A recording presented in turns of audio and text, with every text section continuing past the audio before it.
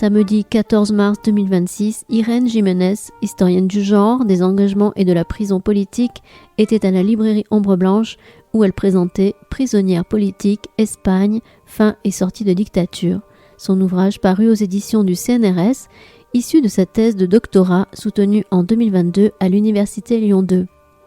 La rencontre était menée par Arnaud Dolidier, historien, enseignant d'histoire et géographie, spécialiste de l'histoire du mouvement ouvrier en Espagne pendant le franquisme et de la transition démocratique espagnole. Bonne écoute.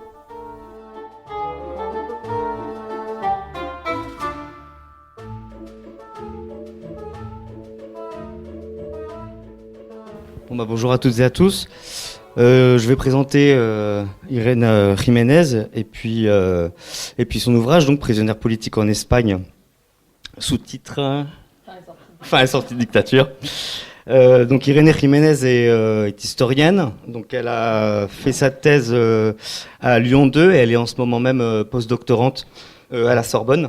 Elle a fait sa thèse donc sous la direction de l'historienne Mercedes Yusta, qui sera là, soit dit en passage, mercredi soir. Voilà. Avec mon ancien directeur de thèse aussi, François Gaudichaud. Voilà. Prisonnière politique en Espagne, c'est un ouvrage qui aborde donc la question de l'univers carcéral et notamment par le prisme du genre, donc la question des femmes en Espagne sous un angle chronologique, on va dire novateur, puisque l'étude commence à partir des années 1960 et s'achève aux années 1980. Donc, comme elle le dit elle-même à un moment dans l'ouvrage, c'est, je pense, pour saisir le continuum aussi des pratiques répressives entre la dictature franquiste, la transition et la transition à la démocratie.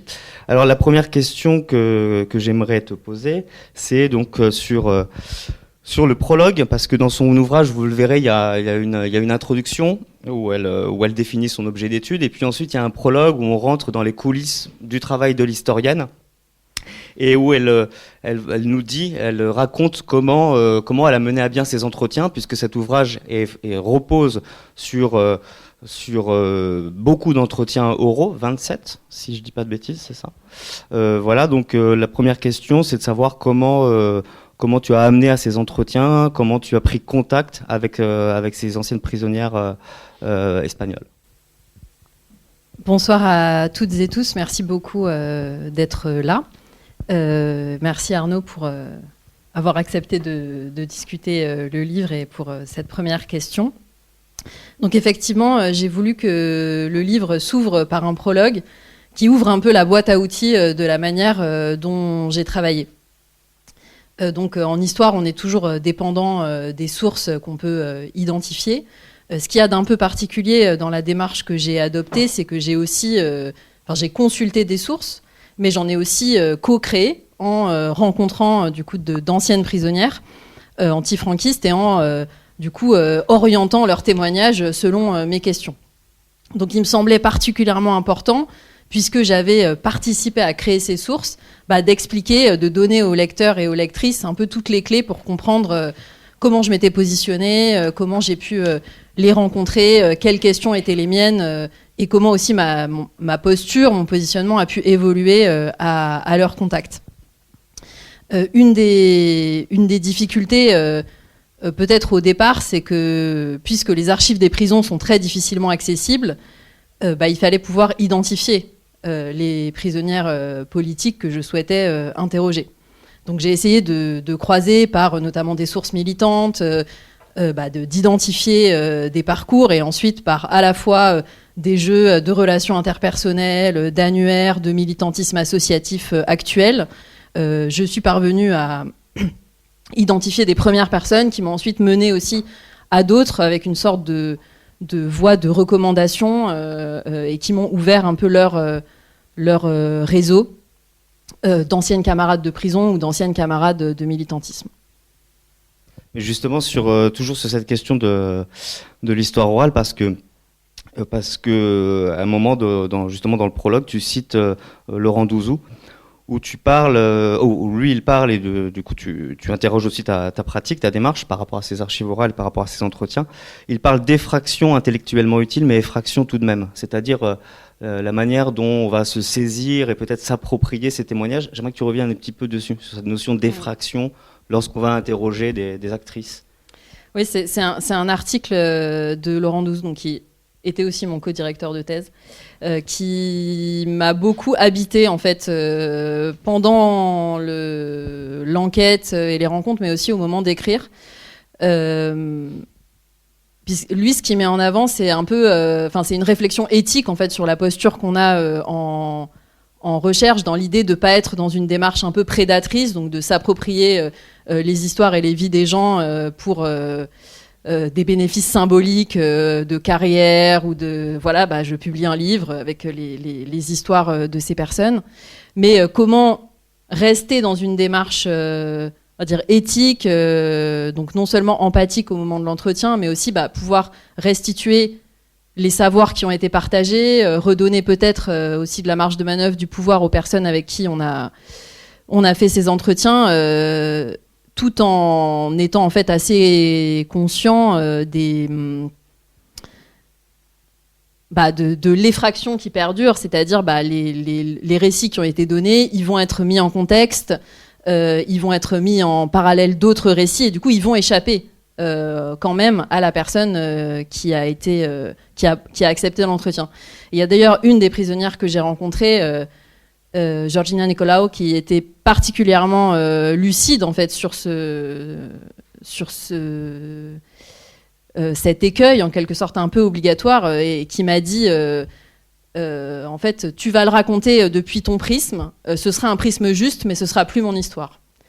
Et j'ai beaucoup gardé en tête ces propos, alors en essayant que quand même, dans l'écriture, restituer un peu ces doutes, c'était aussi l'enjeu du prologue, de montrer que c'est en fait un cheminement assez inconfortable, mais que peut-être ces doutes, ils sont nécessaires pour essayer de garder une sorte quand même de cap un peu éthique dans l'écriture.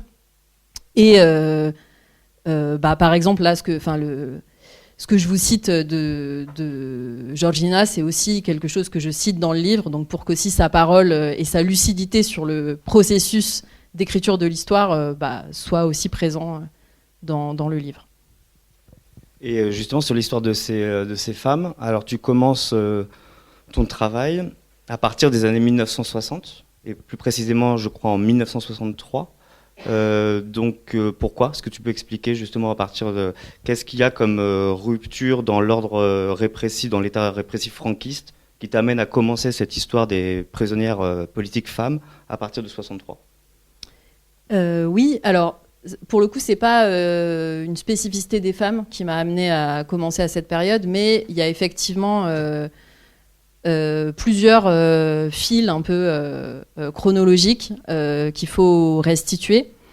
Ce qui me semble important de dire en premier, c'est que du coup, cette génération de militantes que j'ai interrogées, ce sont des prisonnières qui n'ont pas vécu la guerre. Majoritairement, elles se sont engagées dans l'antifranquisme au moment un peu du renouvellement des luttes ouvrières et des luttes étudiantes de la fin des années 50 et des années 60 et 70. Et elles ont de la guerre une connaissance qui est plutôt indirecte, transmise au sein de leur famille, mais elles-mêmes, pour la plupart, sont nées après la guerre, donc après la guerre d'Espagne. Il y a un peu un double effet de contexte sur ces années, au seuil un peu des années 60, un effet de contexte au niveau du renouvellement des luttes antifranquistes. Donc je disais renouvellement par le biais du renouvellement des luttes ouvrières. C'est le moment où les syndicats des commissions ouvrières se mettent en œuvre, par exemple. C'est aussi le moment où de nombreuses organisations s'organisent en rupture avec la stratégie du Parti communiste d'abandonner la lutte armée. Alors ça, on le voit en Espagne, on le voit aussi dans d'autres pays européens. Donc il y a en quelque sorte des chemins un peu pluriels de l'antifranquisme. Il y a d'autres, de nouvelles méthodes, de nouvelles organisations qu'on voit apparaître dans les années 60. Donc ça, c'était une des choses qui m'intéressait. Et du côté de la répression, du côté de l'État, il y a aussi des transformations. Donc déjà, depuis la guerre, la dictature franquiste s'est dotée d'institutions qui ont été progressivement codifiées.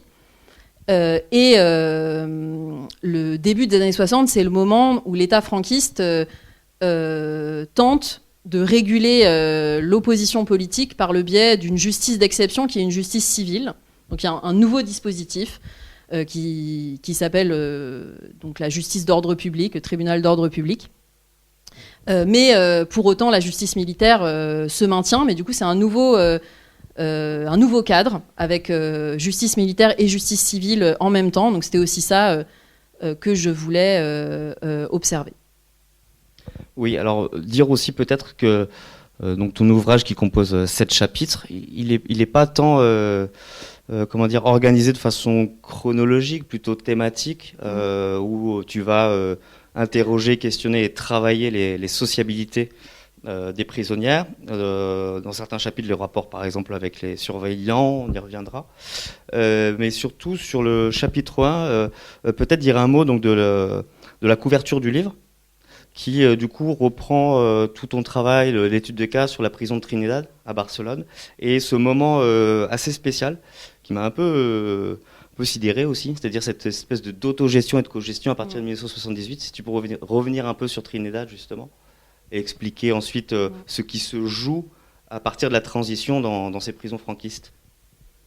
Oui, alors pour revenir peut-être à la couverture, en dire 2 mots, c'est une photographie qui a été prise à l'intérieur de la prison des femmes de Barcelone en 1978 par une photojournaliste féministe qui s'appelle Pilar Emrich et qui du coup rentre avec quelques autres journalistes ou intervenantes d'une revue féministe créée depuis peu, Vindicación Feminista, et pour faire un reportage au moment donc, où les laïcs consacrés qui tenaient la prison de Barcelone partent. Et qui ouvre un peu une période d'incertitude, de cogestion dans la prison. La prison de Barcelone, la prison des femmes de Barcelone ouvre ses portes en 1963. Donc c'était aussi un des enjeux chronologiques dans la période, pour rebondir un peu sur la question d'avant, qui a une place très spécifique dans le panorama de toutes les prisons, y compris des autres prisons pour femmes. À cette période, c'est la seule prison qui est donc... c'est la seule de toutes les prisons d'Espagne qui est gérée, pour ce qui concerne le quotidien de la prison et la gestion intérieure, par un institut séculier, donc par des laïcs consacrés, donc qui ne sont pas des religieuses à proprement parler, mais qui ont fait vœu de célibat et d'obéissance, qui vivent dans une maison attenante à la prison et qui sont maîtresses de l'ordre intérieur, mais sous la direction d'un directeur nommé par la Direction générale des prisons. Donc il y a en quelque sorte ces militantes catholiques, comment les qualifier, tout à fait pro-franquistes. Cet institut séculier, il est créé en pleine guerre civile en 1937 dans le but de ramener les déviantes, de racheter les déviantes, et donc à ce titre, l'institut a des fonctions dans des centres de mineurs, dans des prisons pour femmes, dans des œuvres qui accueillent des prostituées, par exemple. Du coup, cet institut gère la prison de Barcelone jusqu'en 1978, où à la suite de nombreuses mobilisations, notamment de mobilisations féministes, donc elles sont expulsées de la prison, donc sur la décision, une décision du gouvernement. Et ça ouvre une période où en fait il n'y a pas assez de fonctionnaires déjà formés et prêts à prendre leur relève, et les religieuses sont parties. Donc que se passe-t-il ? Eh bien, une période que certaines ont appelée donc l'autogestion, ou plutôt une forme de cogestion, où du coup la Direction générale des prisons accepte de laisser en fait aux prisonnières l'organisation du quotidien de la prison, le temps que les fonctionnaires arrivent. Donc l'organisation des cuisines, l'organisation du ménage, l'organisation des temps de la journée. La durée de ce moment est très difficile à estimer. A priori, pas plus de quelques mois. Mais ça donne donc un espace un peu d'expérimentation. Et en fait, c'est pas la seule prison dans laquelle l'administration espagnole essaye d'instaurer de la cogestion. Puisque les prisons dans le moment de la transition, c'est des espaces avec une grande conflictualité, puisqu'elles sont aussi connectées au reste de la société, qui demandent plus de liberté démocratique, l'amnistie des prisonnières et des prisonniers politiques, mais pas seulement. Il y a aussi des luttes de la part de prisonniers et prisonnières incarcérés pour des faits de droit commun, mais qui demandent eux aussi à pouvoir sortir en tant que victimes du capitalisme et de la dictature. Donc c'est une période vraiment de bouillonnement dans les prisons, et une des réponses que l'administration espagnole tente d'apporter à ces mobilisations, c'est de proposer aussi des formes de cogestion. Donc à ce titre, la prison de Barcelone peut aussi être un petit laboratoire de ce qui est tenté dans d'autres prisons. Et toujours sur le même thème, cette espèce de coprésence donc mise en place par l'État franquiste à partir des années 60, qui mêle prisonnières de droit commun et prisonnières politiques.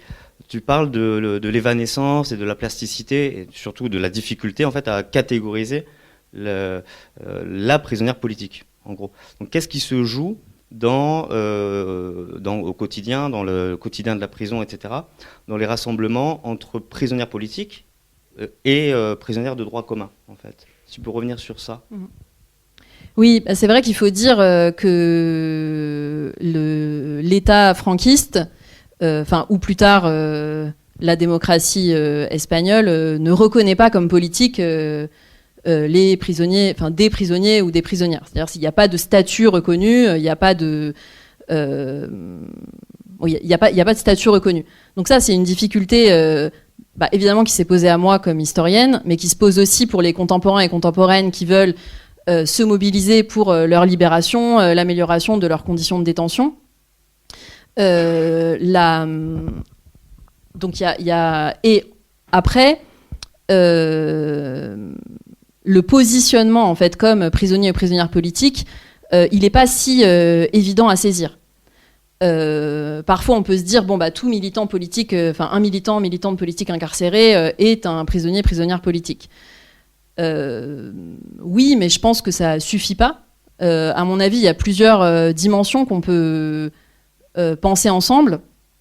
Celle de l'autodésignation, c'est-à-dire est-ce que la personne se définit elle-même comme prisonnière politique, mais l'autodésignation seule ne suffit pas non plus.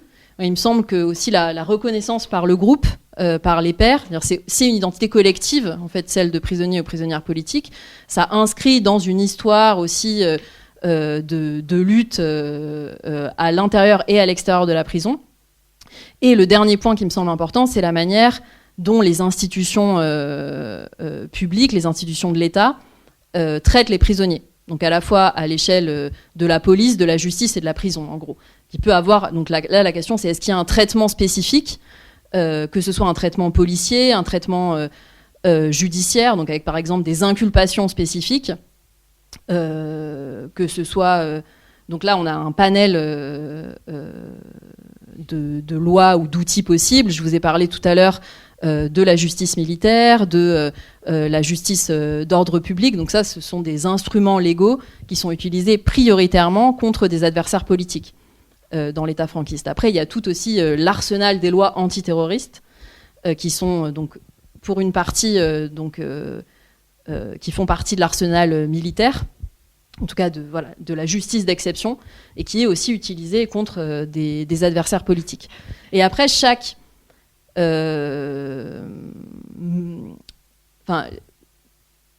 les organisations politiques pensent aussi, produisent aussi des réflexions sur ce que ça signifie de se positionner comme prisonnier ou prisonnière politique, et en relation, parce qu'en fait, prisonnière politique, il faut penser cette catégorie, ce statut de manière relationnelle.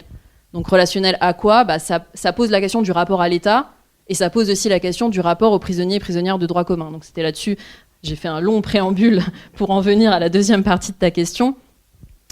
Les différentes tendances politiques ne se positionnent pas de la même manière par rapport aux prisonniers, prisonnières de droit commun. Et en fait, pas non plus dans tous les contextes.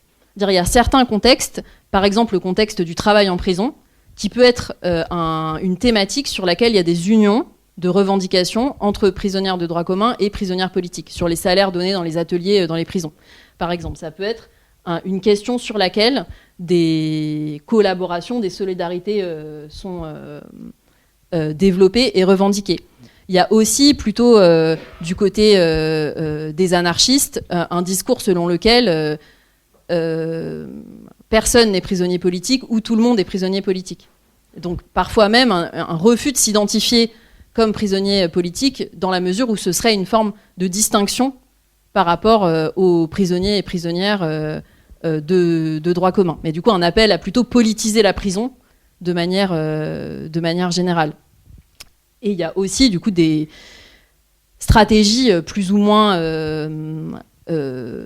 continues dans le temps, plus ou moins fortes de distinction des prisonniers et prisonnières de droit commun, qui passent par du coup le fait de revendiquer un espace à soi, des temps à soi, et du coup la vie, le quotidien des prisonniers et prisonnières politiques dans les prisons s'organise aussi selon donc cette idée de pouvoir se réunir et disposer d'un temps entre prisonniers et prisonnières politiques. Oui, parce que justement, sur la question des prisonnières politiques en prison, tu montres aussi que la prison peut être vue comme une étape dans un parcours de militante politique, et que du coup c'est constitutif peut-être à une identité politique antifranquiste multiple, puisque, on va y revenir, mais il y a différentes organisations politiques qui s'organisent en prison, qui continuent, où les femmes continuent leur militantisme avec beaucoup de conflits entre stratégies des organisations politiques. Mais la question que je voulais te poser, c'était parce que l'ouvrage, je le trouve très bien fait, et surtout très, à ras au niveau des identités et du quotidien de la prison. Et justement, c'était sur cette question de la vie au quotidien de la prison, sur les communes. Justement, si tu peux revenir et expliquer un peu la manière dont ces prisonnières se constituent en communes, au niveau donc du partage des tâches domestiques, au niveau de la cuisine, du linge, etc. Et puis surtout aussi, bon, ça fait l'objet d'une autre question, mais au niveau de la poursuite de la politisation en prison et des bibliothèques et de ce qui se joue. Voilà. Oui, une des choses qui m'a vraiment beaucoup intéressée et sur laquelle j'ai concentré un peu mon attention, c'est la manière dont les politiques s'organisent et organisent le quotidien dans les prisons. Et une des choses qui ressort de manière assez claire, c'est qu'il y a un effort d'organisation un peu collective dans des structures donc que les prisonniers et les prisonnières, parce que ça c'est pas une spécificité des prisons, la commune n'est pas une spécificité des prisons des femmes, on en trouve aussi dans les prisons d'hommes. Donc ces organisations, c'est le nom qu'il et elle donnent à ces structures, donc des comunas, des communes.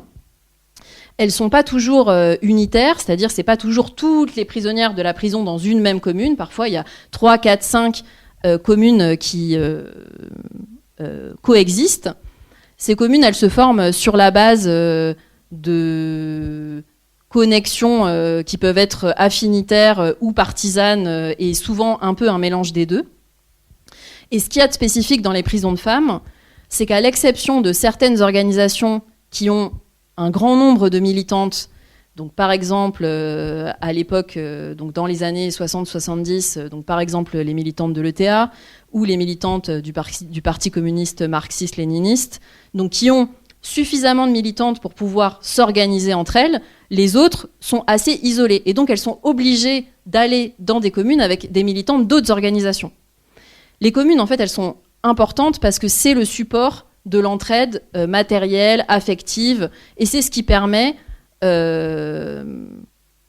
soit la survie, soit en tout cas l'amélioration des conditions de vie dans la prison, et particulièrement pour les prisonnières qui n'ont pas de famille ou pas de moyens matériels de soutien à proximité de la prison. Donc par exemple, des Catalanes qui sont incarcérées à Madrid, que leurs familles ne peuvent pas auxquelles les familles ne peuvent pas rendre visite facilement.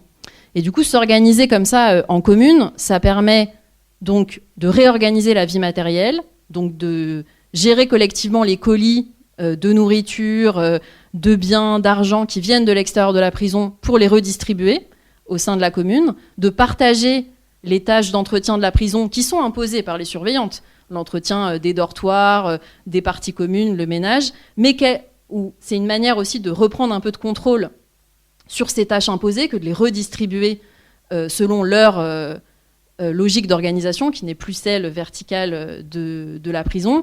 C'est aussi comme ça qu'elle gère l'entretien du linge. Mais c'est aussi, donc les communes, un espace de discussion politique, de lecture, de discussion, d'analyse.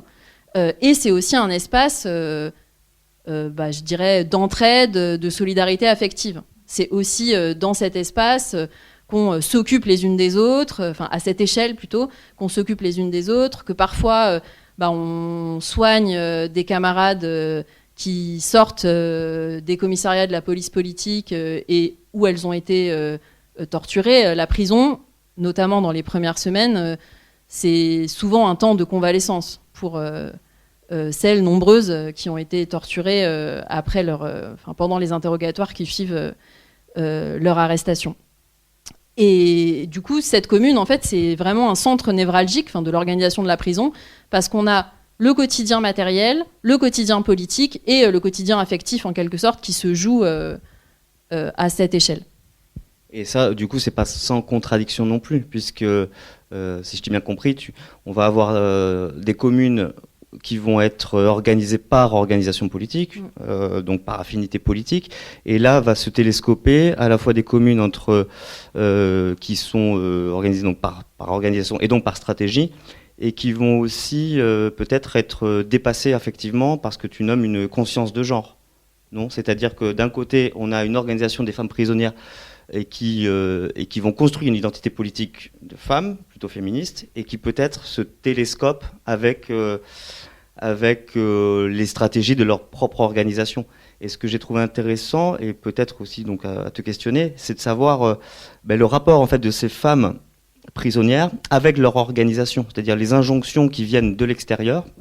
Est-ce qu'elles doivent censées reproduire à l'intérieur, en sachant qu'à l'intérieur, du coup, se recomposent des identités et des affects par la solidarité et par le soin? Oui, tout à fait. Alors c'est vraiment c'est une très bonne question, et c'est aussi une des choses qui m'a intéressée, de savoir quel lien s'établissait entre l'intérieur de la prison et l'extérieur. Alors c'est des liens qui peuvent passer par plusieurs intermédiaires, par les familles, par les avocats et les avocates, et du coup par les organisations. Alors les organisations se reposent souvent sur les avocats et avocates et les familles. Et là, en fait, il y a une diversité de situations en fonction de l'organisation. Et c'est là peut-être que le biais de genre est le plus fort. C'est là où il y a la plus grande différence entre les prisons d'hommes et les prisons de femmes. Même si les hommes... quand on regarde en fait ce que disent les hommes prisonniers en dehors des grands centres militants que sont, on va dire, Madrid et Barcelone, disent aussi, je pense par exemple à des communistes incarcérés à Jaén dans les années 70, ils se sentent aussi abandonnés par l'organisation. Donc il y a en fait plusieurs logiques qui se superposent, donc aussi une logique géographique, une logique de genre, mais globalement, les femmes sont moins accompagnées par leur organisation que les hommes dans les prisons, tout simplement parce que les organisations n'ont pas les moyens n'ont pas les moyens, peut-être n'accordent pas non plus la même importance à toutes les militantes incarcérées. Je pense notamment, par exemple, 2 militantes de la Ligue communiste révolutionnaire. Donc, elles ont été incarcérées à peu près en même temps, une à Madrid et l'autre à Alcalá de Henares, mais de leur organisation.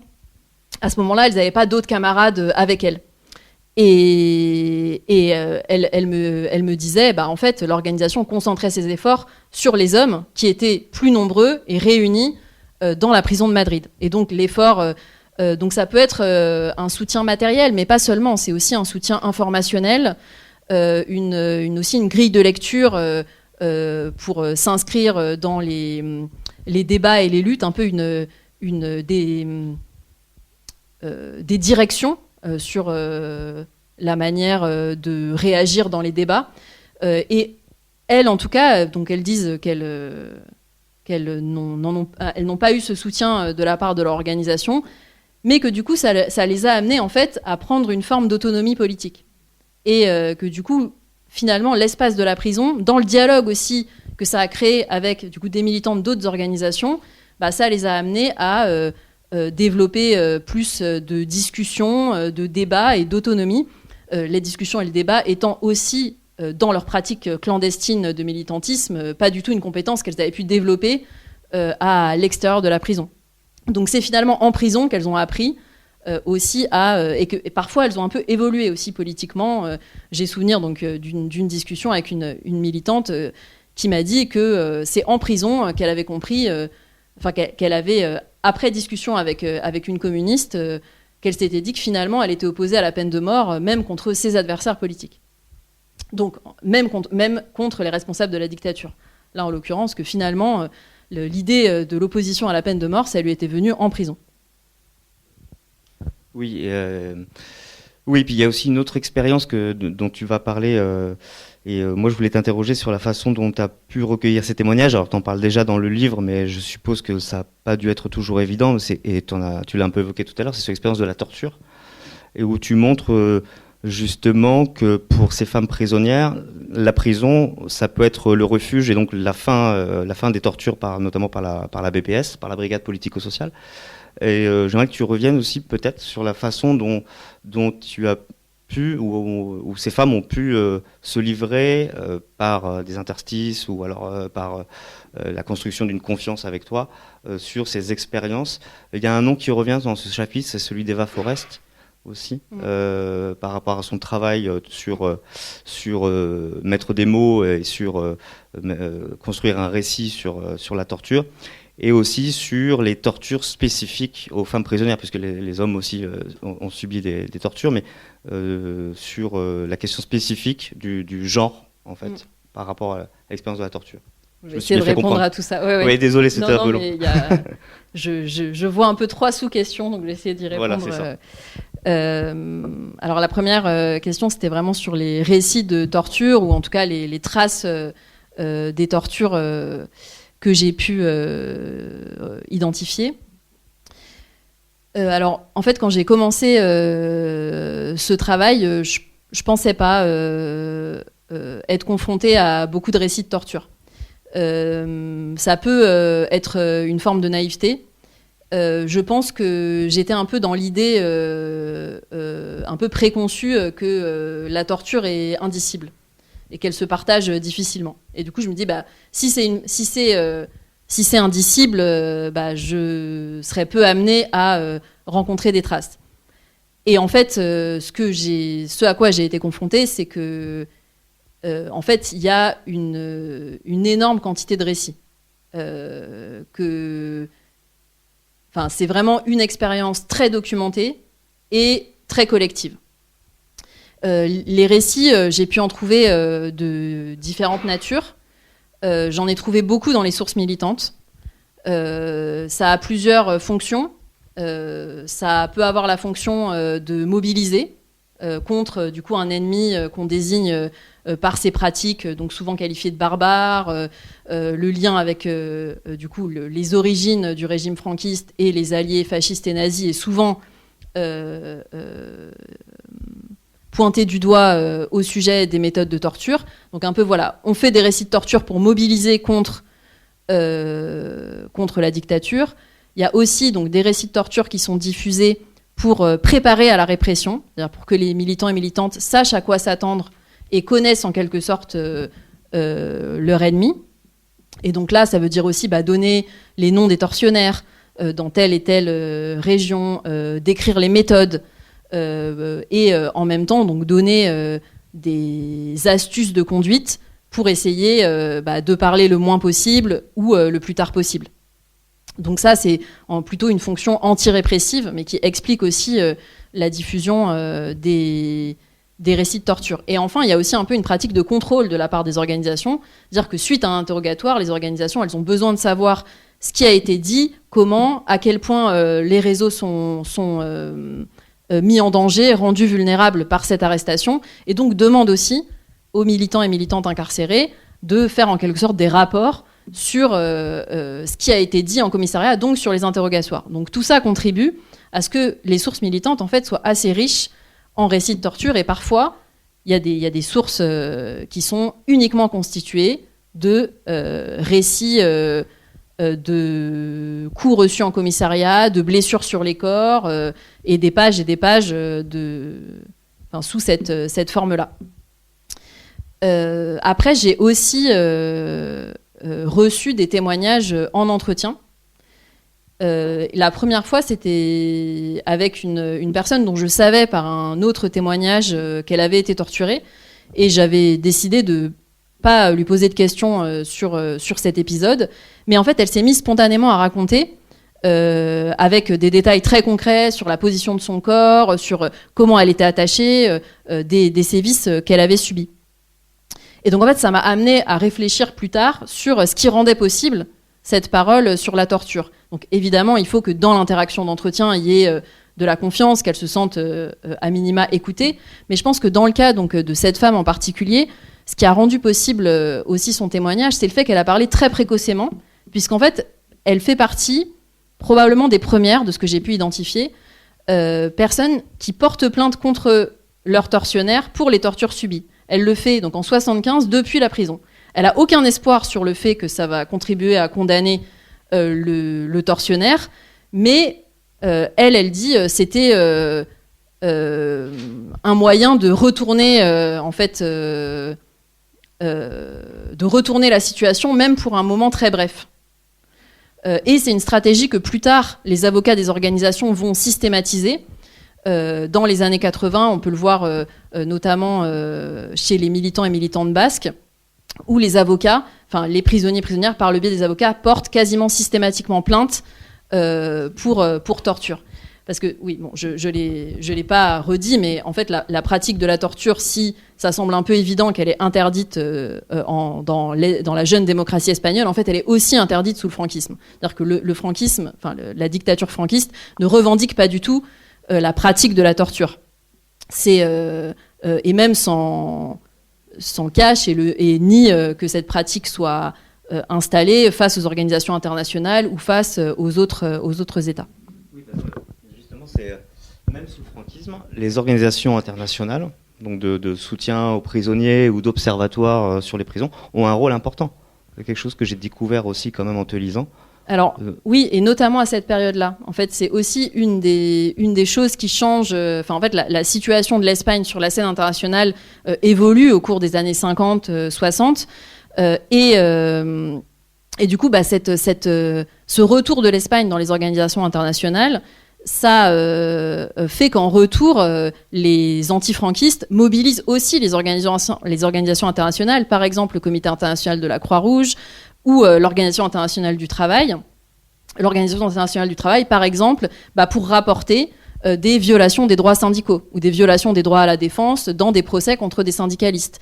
Donc dans les archives des organisations internationales du travail, il y a un effort d'enquête sur ce qui se passe dans la justice et dans les prisons espagnoles, donc un traitement de ces plaintes. Et l'Organisation internationale du travail, puis le Comité international de la Croix-Rouge, ainsi qu'Amnesty International, cherchent à faire des missions d'enquête dans les prisons espagnoles. Et donc à rencontrer des prisonniers et des prisonnières. Alors il y a plein d'embûches qui leur sont posées.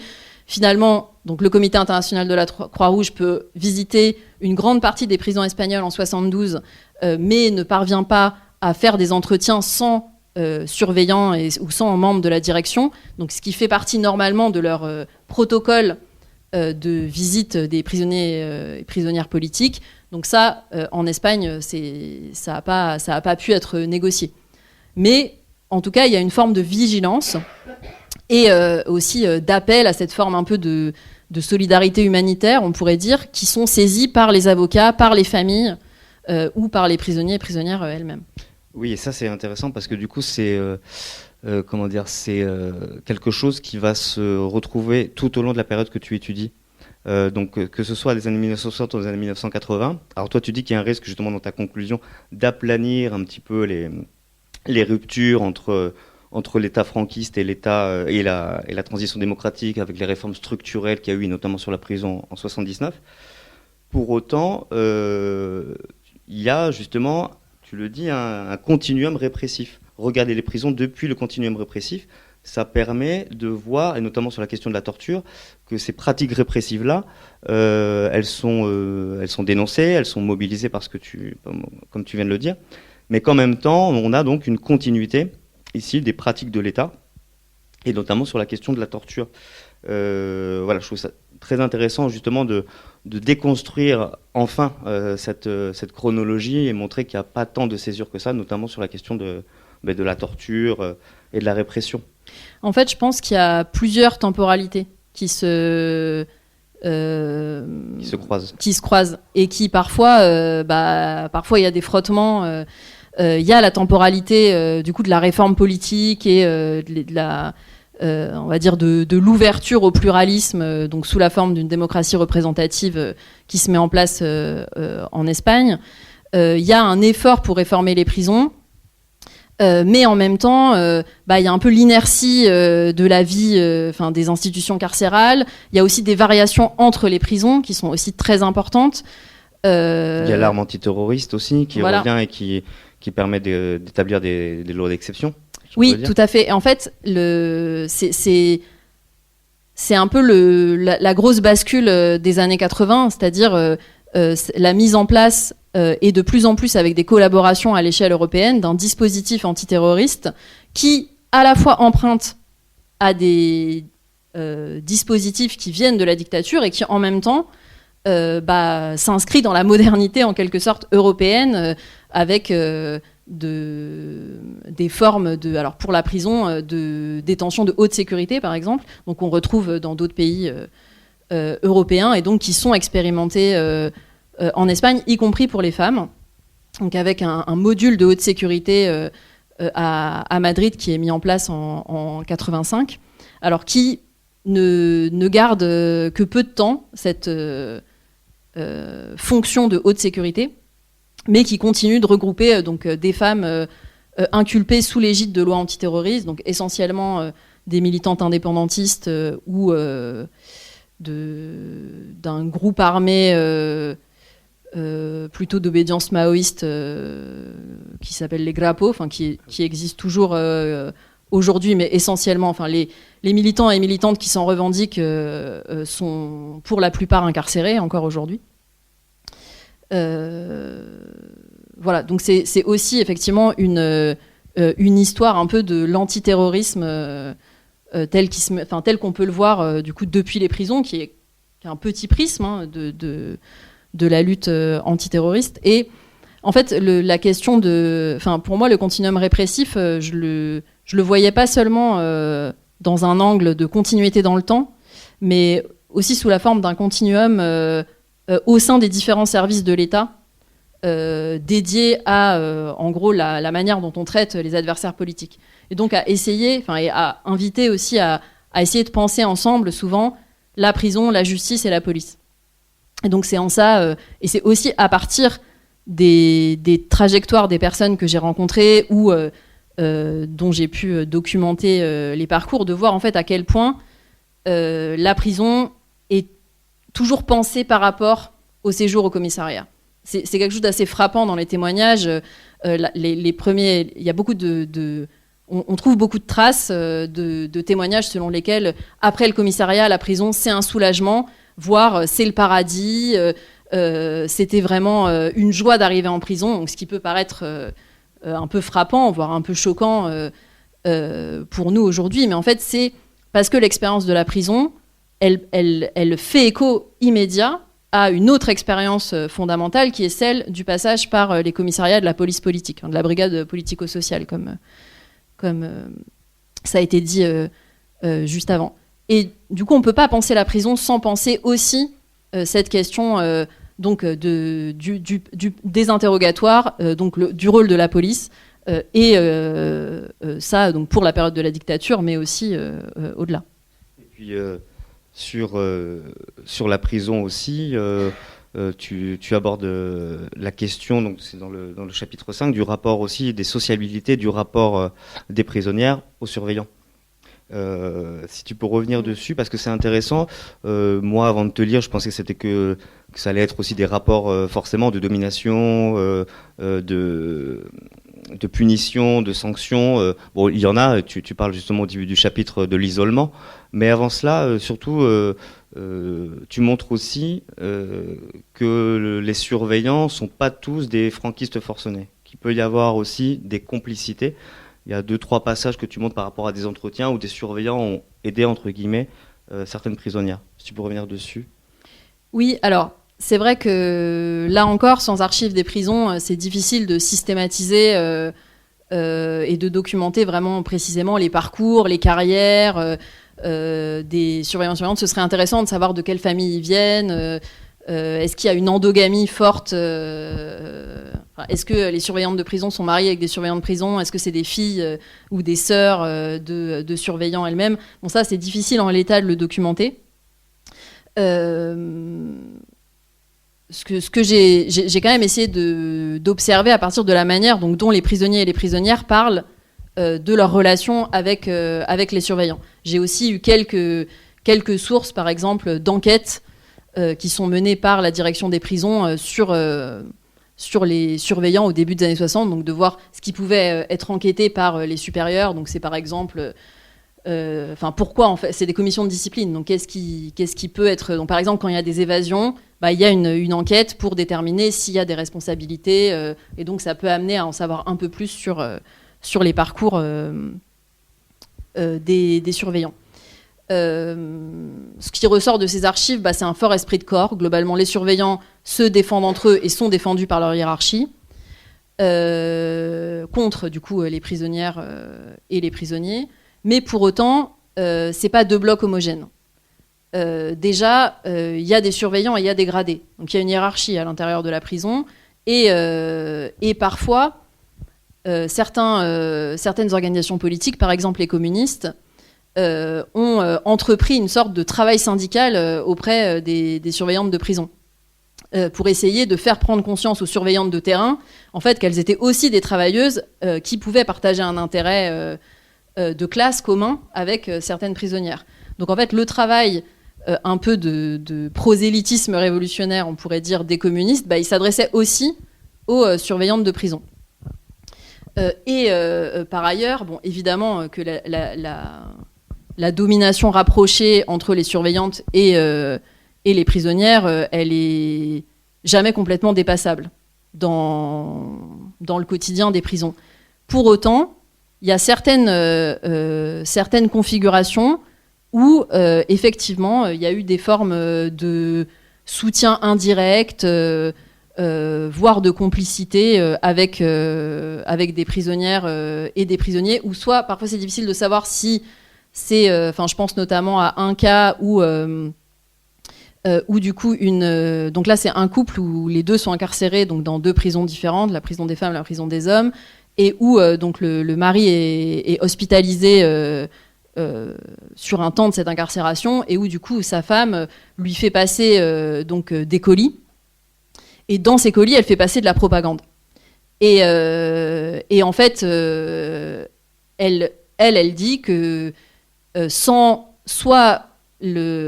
que soit la surveillante a dû soit la soutenir dans cette démarche, soit à minima fermer les yeux. Mais elle y voit au moins une forme quand même de soutien qui fait qu'en tout cas son colis n'était pas fouillé intégralement et qu'elle a pu du coup faire parvenir à son mari l'aide matérielle et les informations politiques que le colis contenait. Donc finalement, essayer de voir de manière un peu plus fine au sein de ces deux blocs comment ça s'organise, et bien que on va dire la modalité relationnelle principale ce soit la sanction, en fait c'est pas la seule.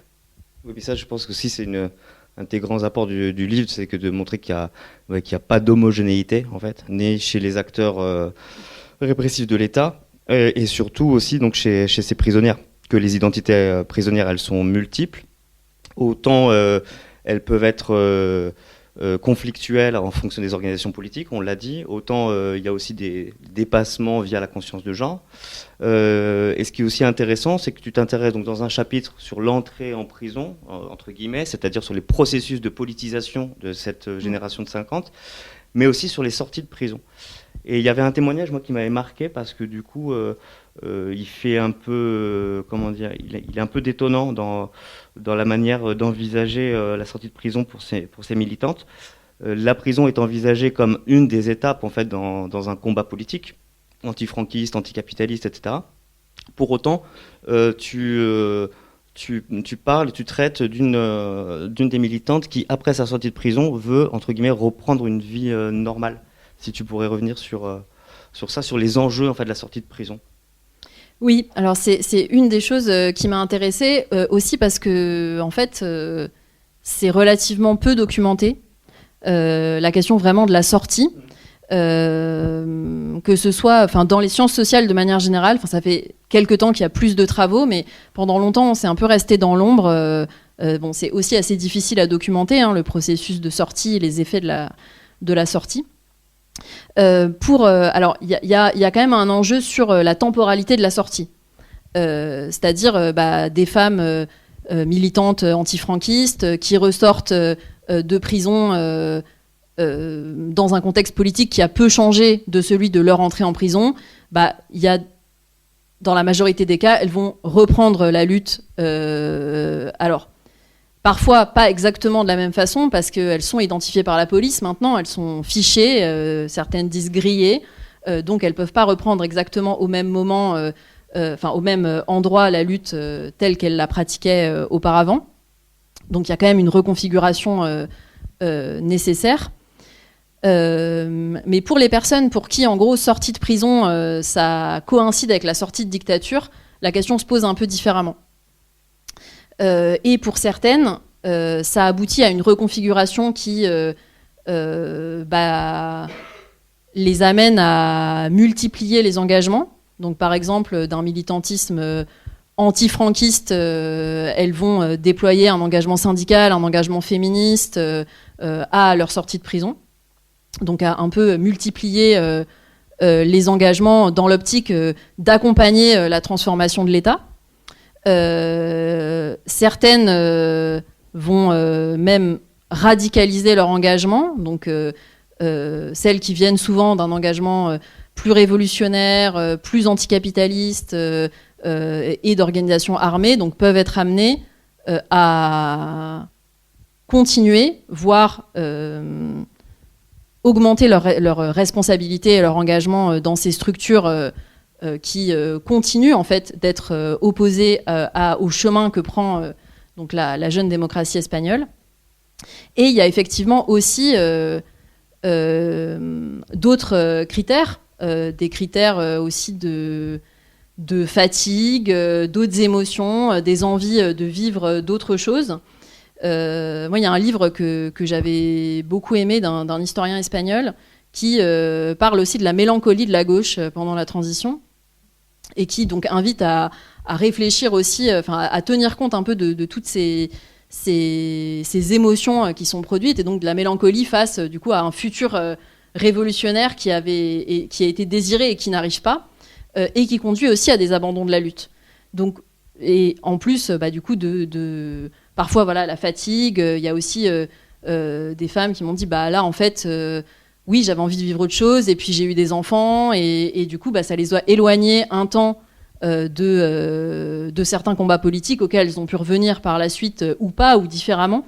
Mais il y a aussi, du coup, cette temporalité un peu des parcours de vie qui est importante. Si je peux rebondir sur ça, c'est que du coup, tu utilises aussi le concept de desencanto, de désenchantement, qui moi, je sais, pendant mon travail, j'essaie aussi de déconstruire ce concept parce qu'il renvoyait à une espèce de transition qui aurait été bien menée et qui, par conséquent, a amené à des désillusions.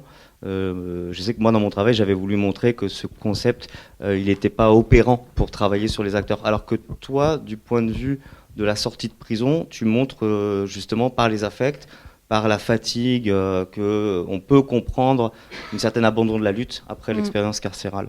Voilà. Oui, en fait, il y a à la fois un effort pour consolider l'engagement et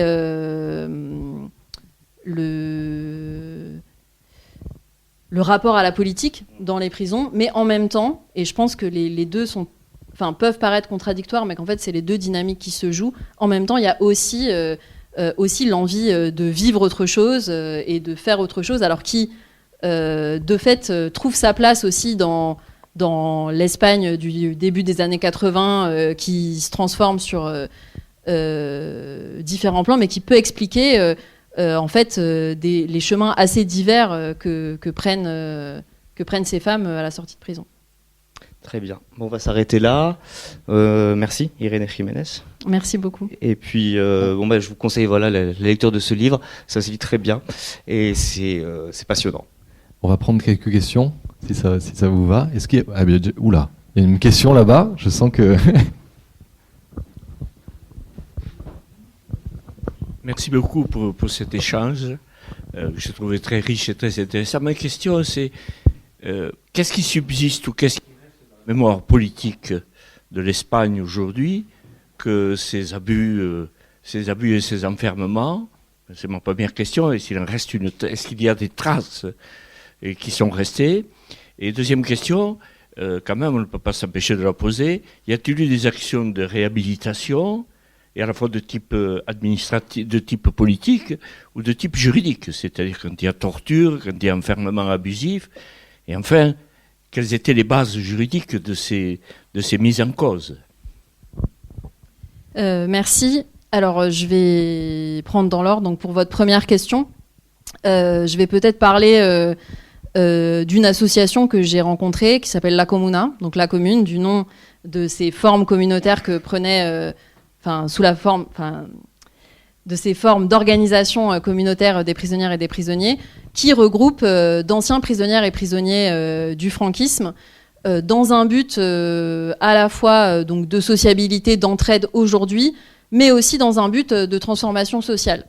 Et donc ces personnes, elles sont engagées à la fois donc, dans une perspective un peu de créer un musée du franquisme qui permettrait de documenter leur lutte et leurs conditions d'enfermement, les tortures. Donc c'est un militantisme qui est actif, qui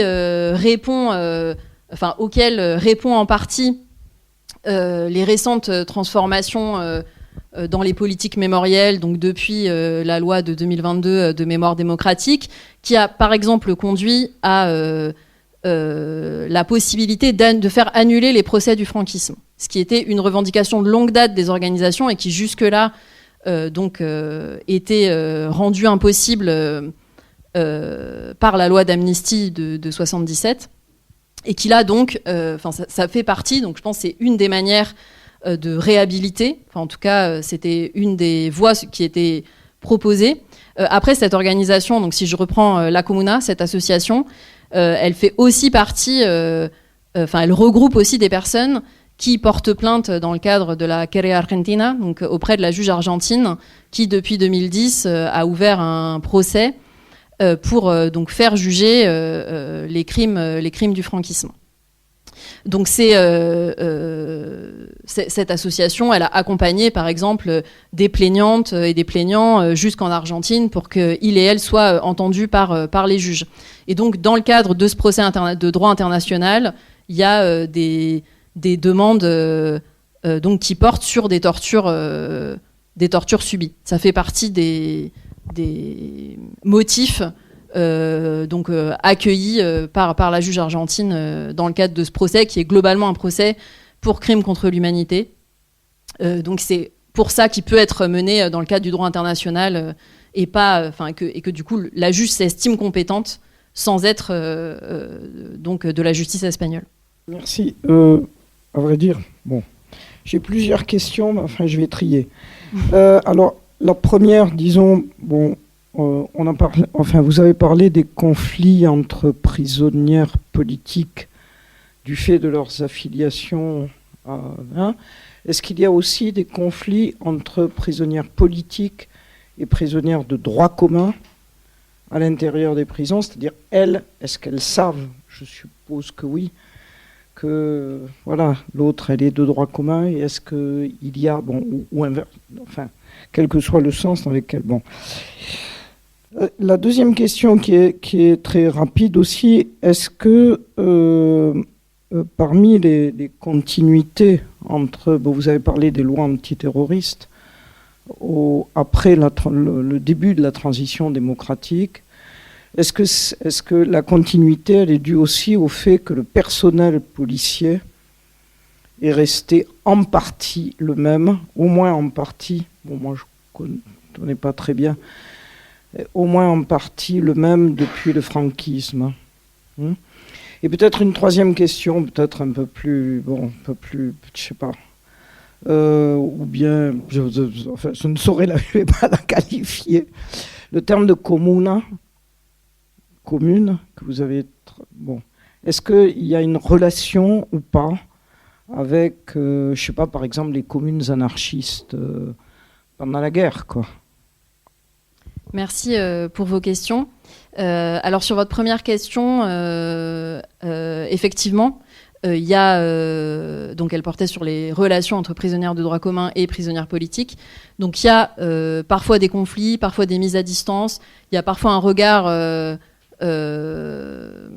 assez même méprisant, assez élitiste des prisonnières politiques ou des prisonniers politiques sur les co-détenus de droit commun. Où il y a parfois simplement de l'indifférence, c'est-à-dire on s'auto-organise et finalement peu importe ce qui se passe chez les prisonniers et prisonnières de droit commun. Moi en fait ce qui m'a intéressé c'est plus les moments où il y a des solidarités qui sont qui sont pas évidentes a priori, mais qui du coup supposent d'être construites, alors parfois sur des motifs, je disais, le travail en atelier, ou parfois sur des conditions de détention communes. C'est-à-dire que sur l'alimentation dans la prison, en fait, il peut avoir des solidarités qui se tissent. Et il y a un exemple à la prison des femmes de Madrid que j'ai trouvé assez intéressant, qui est raconté par une syndicaliste donc des commissions ouvrières, qui dit qu'en fait, sur un peu le modèle de l'organisation en commune des prisonnières politiques, il y a des prisonnières de droit commun qui ont tenté, elles aussi, de s'auto-organiser en commune.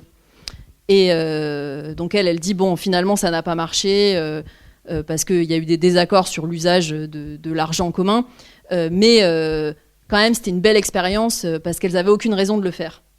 Et je pense que c'est aussi une des traces d'un lien qui a pu exister, ou de forme de sociabilité entre ces collectifs. Ensuite, ah oui, votre question, c'était sur un peu l'épuration du personnel. Alors oui, il y a aussi dans le personnel des prisons des formes de continuité. Donc là encore, ce serait intéressant de pouvoir mener une étude vraiment précise pour savoir les profils et les parcours des surveillants et des surveillantes qui restent, alors non seulement qui sont au contact des prisonnières et des prisonniers, mais aussi dans les gradés et la direction des centres. On peut voir un peu que les directeurs et directrices de prison passent souvent d'une prison à l'autre, dans la période de la dictature déjà, mais aussi ensuite qui peut avoir des formes de requalification donc dans des fonctions similaires. Donc ça peut expliquer effectivement une partie, en partie l'inertie des institutions. Et aussi ça explique les variations entre établissements. Donc il y a un peu ces deux dimensions. Et oui, je pense que le terme de commune, c'est un terme qui est très fortement investi dans le... qui est assez polysémique, mais qui est très investi dans le cadre militant. Donc les communes anarchistes pendant la guerre, oui. Et je pense même les communes françaises, la commune de Paris et les autres communes, ça fait partie de cet imaginaire militant qui est réactivé. Les communes, on en a des traces dès dans les prisons sous cette organisation-là, avant la période sur laquelle je travaille. Dès les débuts de la dictature, on voit des communes de prisonnières et de prisonniers qui, du coup, s'organisent de cette manière et revendiquent cette appellation de commune. Donc, pour moi, ça s'inscrit vraiment, effectivement, dans cet héritage à la fois de prisonnières et de prisonniers qui les ont précédés et dans cet héritage militant autogestionnaire plus large. Oui, vous contribuez fortement à la mémoire de ces prisonnières et de ces prisons. Alors ma question, ce serait sur aujourd'hui, qu'en est-il de la mémoire historique sur les prisons elles-mêmes? Je sais qu'il y a des prisons qui ont été détruites, d'autres qui sont patrimonialisées, entre guillemets. Et puis, il y a tout, pour revenir à la torture et au commissariat, je pense à la polémique encore actuelle sur le commissariat de la Via Laietana à Barcelone, qui provoque d'ailleurs un flux de mémoire aujourd'hui sur la torture à diverses époques, et avec un conflit entre les Catalans et le gouvernement central. Que va-t-on faire de ce haut lieu de torture tristement célèbre? Oui, merci pour cette question. Alors en effet, il y a un enjeu aussi sur le devenir même physique de ces espaces de répression, que ce soit les prisons ou les commissariats. La situation d'ailleurs du siège de la Direction Générale de la Sûreté à Madrid pose des questions un peu similaires que celles du commissariat de la Via Laietana, donc où dans les deux cas sont vraiment des centres de torture qui encore aujourd'hui peuvent susciter l'effroi chez les militantes et militants antifranquistes ou leurs descendants. Donc sur les prisons, on a une variété de situations, dont peut-être un des pôles, ce serait la prison de Carabanchel, donc la prison pour hommes de Madrid, qui a aussi abrité le module de haute sécurité des femmes dans les années, donc dans la deuxième moitié des années 80, qui a été détruite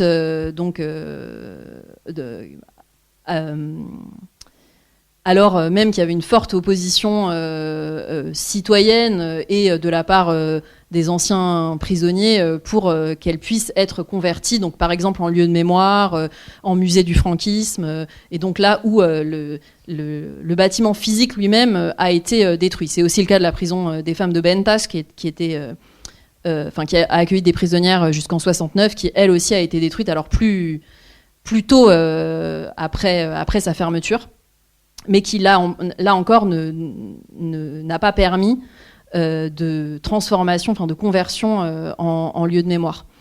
Et il y a d'autres cas, comme par exemple la prison des femmes qui a succédé à celle de Ventas et Cerillas, qui a toujours une fonction pénitentiaire aujourd'hui, donc où là, en quelque sorte, il n'y a pas non plus de mémoire historique, puisque le bâtiment a gardé cette fonction sociale alors c'est une prison de 3e degré, donc c'est on pourrait dire une prison ouverte, où donc les détenus peuvent sortir la journée et rentrent dormir à la prison le soir. Donc souvent on a un travail dans Madrid. Donc là voilà, autre situation, et donc la prison pour hommes de Barcelone, la Modelo, qui elle a ouvert ses portes, donc n'accueille plus de prisonniers depuis 2010 ou 2011 si je ne me trompe pas, qui a été donc acquise par la ville de Barcelone et qui a été ouverte au public depuis 2018, et qui là a du coup une fonction à la fois culturelle, mémorielle, qui accueille des événements, et qui là est aussi un espace où les cellules les cellules ordinaires et les cellules de punition ont été conservées, donc peuvent être visitées, et qui donc peut avoir cette fonction en quelque sorte patrimoniale, mais qui est un exemple un peu en fait assez original dans le panorama de ce qui est fait des institutions liées à la répression franquiste. Oui, je voulais savoir, donc toutes ces prisonnières, comme ces prisonniers aussi, ont été fichés à l'époque, ont eu des casiers judiciaires. Que sont devenus ces fichages et ces casiers judiciaires maintenant? Ils ont été détruits ou ils ont... Alors ça rejoint en fait, merci, ça rejoint un petit peu la réponse que j'avais apportée à la première question, je crois, sur donc le fait qu'une des revendications un peu, de longue date du mouvement mémoriel, on peut dire pour aller un peu vite, c'était l'annulation des procès du franquisme. Ça veut aussi dire ça, l'annulation des procès, c'est-à-dire le retrait de la mention de ces procès dans le casier judiciaire ou dans l'historique des individus. Jusque-là, des personnes qui avaient été jugées, condamnées et amnistiées, qui avaient par exemple été libérées avec l'amnistie de 1977, cet historique figurait toujours dans leur dossier. Alors après, les casiers judiciaires, au bout d'un certain temps, sont vidés, mais disons, l'historique était conservé. Donc là, l'annulation des procès, ça a aussi cette portée-là. Ouais. Est-ce qu'il y a eu des militantes étrangères qui ont été incarcérées en Espagne, des militantes qui faisaient depuis la France, qui aidaient les militants espagnols? Oui, tout à fait. Alors, et d'ailleurs, il n'y a pas que des militants et militantes. Enfin, il y a des étrangers et étrangères qui sont incarcérés dans les prisons espagnoles. Moi, j'ai pu effectivement suivre un petit peu quelques Français et Françaises par le biais des archives diplomatiques, puisque quand il s'agit de ressortissants français ou françaises, les archives diplomatiques sont interpellées et donc constituent des dossiers, suivent les cas et parfois engagent des autorités consulaires ou de l'ambassade pour faire pression pour une extradition ou éventuellement pour une libération. Donc il y a des cas de militants qui sont parfois assez rapidement extradés et d'autres qui restent incarcérés parfois des mois ou des années dans les prisons espagnoles. Et il y a certains cas où les faits pour lesquels ils sont inculpés ne sont pas reconnus comme des délits pour la France, et d'autres cas où la France aussi criminalise ces comportements. Et donc là, l'attitude des autorités diplomatiques n'est pas la même. Par exemple, il y a, par exemple, dans le militantisme basque ou le soutien à ETA, où du coup il y a aussi des Françaises et Français, basques ou non, qui sont incarcérés en Espagne pour complicité avec ETA. Alors, l'inculpation complicité avec ETA est assez large et elle peut recouvrir des faits matériels très différents. Mais pour une partie, c'est aussi des faits qui sont criminalisés par l'État français au même moment. Bon, mais je pense qu'il est temps de vous remercier pour cette rencontre. Merci beaucoup, Irène. La rencontre que vous venez d'écouter a été enregistrée à la librairie Ombre Blanche samedi 14 mars 2026. L'ouvrage d'Irène Jiménez dont il était question, Prisonnière politique, Espagne, fin et sortie de dictature, est publié au CNRS Éditions. Réalisation et mise en onde Radio avec Radio Plus et Radio Terre.